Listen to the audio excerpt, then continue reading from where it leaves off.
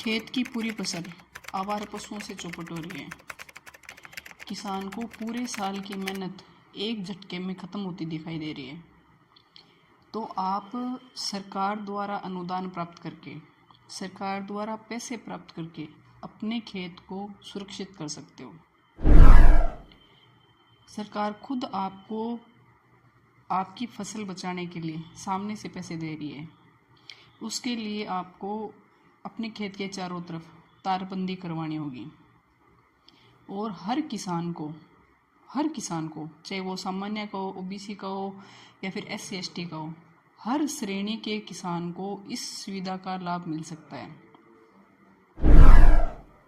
ये आप अपने खेत के चारों तरफ यदि आप तारबंदी करवाना चाहते हो तो उसके लिए क्या नियम है, क्या पात्रता है, कहाँ आवेदन करें, ये पूरी जानकारी एकदम जो सरकारी नियम है वो मैं आपको बताऊंगी।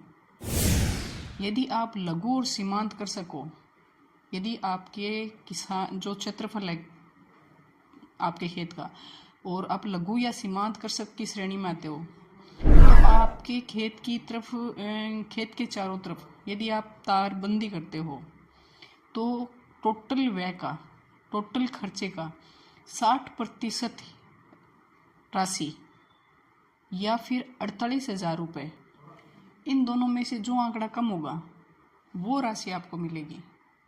कहने का मतलब ये है कि यदि आप लघु कृषक हो या फिर सीमांत कृषक हो, आप अपने खेत के चारों तरफ बाउंड्री की और आपने इसमें आवेदन कर रखा है, तो आपको टोटल व्यय का 60% मिलेगा या फिर 48,000 रुपये।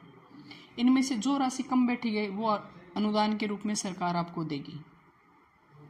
और यदि आप सामान्य कृषक हो तो लागत का 50% या फिर 40,000 रुपये।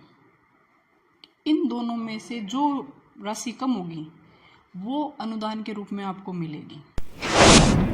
इसमें सबसे जरूरी पात्रता ये है कि आपके पास में 1.5 हेक्टर कृषि भूमि एक स्थान पर होनी जरूरी है।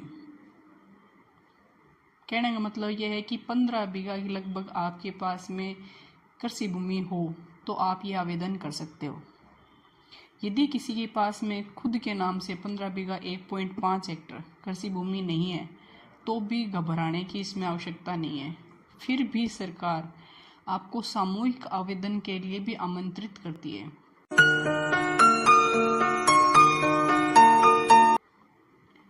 कहने का मतलब है कि आपस में किसान मिलके भी इसमें आवेदन कर सकते हैं।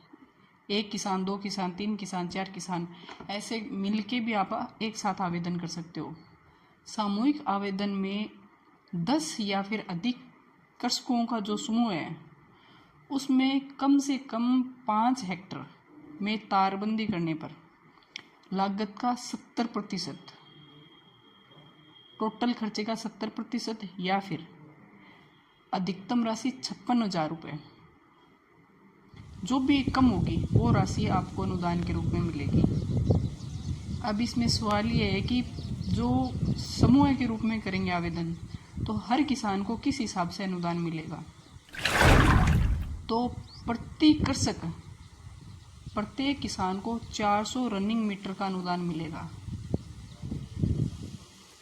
इसमें पात्रता ये है कि सभी श्रेणी के काश्तकार इसमें पात्र होंगे। लघु कृषक भी, सीमांत कृषक भी और जो सामान्य कृषक है, अन्य कृषक है, वो सारे के सारे इसमें आवेदन कर सकते हैं। इसमें जो सामुदायिक आवेदन है वो 10 या फिर अधिक कृषक 5 हेक्टर तारबंदी के लिए आवेदन कर सकते हैं। 5 हेक्टर तक का भी आवेदन है वो ऑनलाइन है।